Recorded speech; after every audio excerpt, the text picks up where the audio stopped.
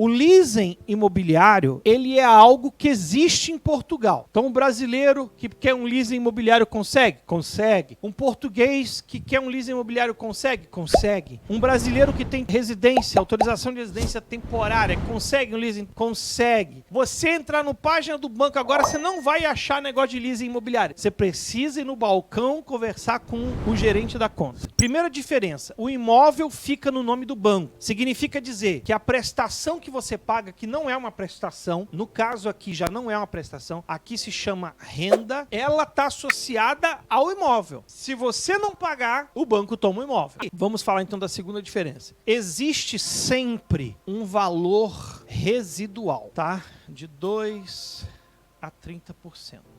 Como você não vai dar entrada no leasing imobiliário, esse valor que você não dá na entrada, geralmente, ele vira um valor no final. Ele vira um valor que você vai ter que pagar no final. Esse valor vai de 2 a 30%. Então, no final daquele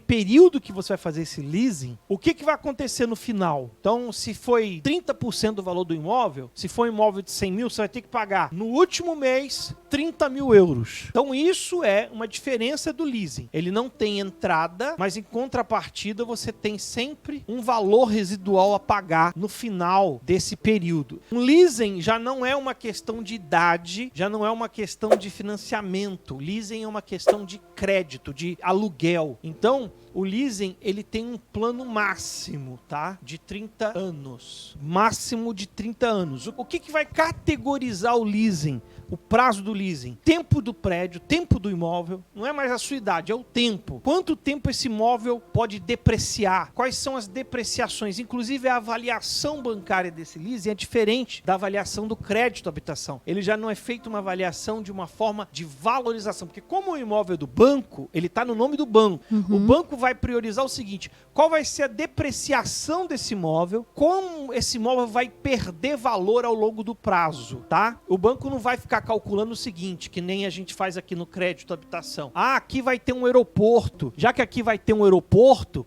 então o preço do imóvel vai subir. Não há essa avaliação como no crédito, ok? Uma outra diferença, tá? Uma diferença que acontece também é que os spreads, os juros do leasing, são mais caros. Por que eles são mais caros, gente? Porque como você não vai dar sinal, não vai dar nenhuma entrada, você não vai ter que amortizar o valor em dívida, o banco tem que tirar o valor dele o mais rápido possível. Então o que o banco faz? Ele aumenta os spreads, tá? Para poder você conseguir. Chega a mais ou menos quantos por cento? Vai até 10%.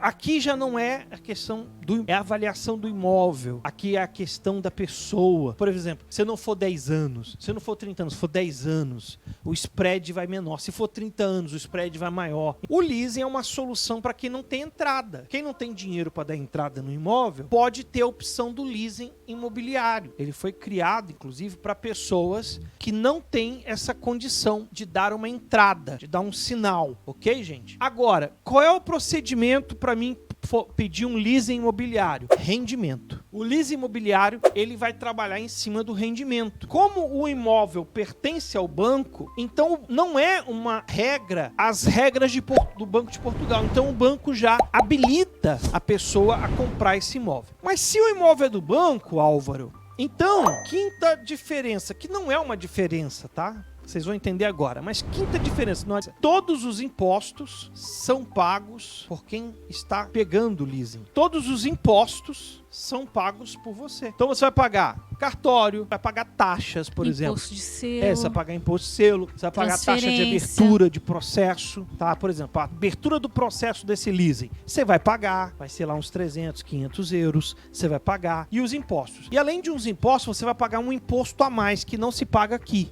Quer dizer, paga-se aqui quando você compra um imóvel acima de 1 milhão de euros. Você vai pagar o adicional do IMI. IMI, pessoal, é o imposto que você paga por ano de de um imóvel aqui, chama IMI, Imposto Municipal do Imóvel. Todo ano você tem que pagar esse imposto. Quando você faz um leasing imobiliário, todo ano você vai pagar esse imposto mais o adicional desse imposto, tá, gente? Que eu não vou entrar em méritos disso agora, porque isso aí é uma questão que tem que ver o imóvel, tem que ver o município, não é um valor exato para qualquer padrão, é um valor que vai diferenciando e aí você tem que avaliar isso, ok?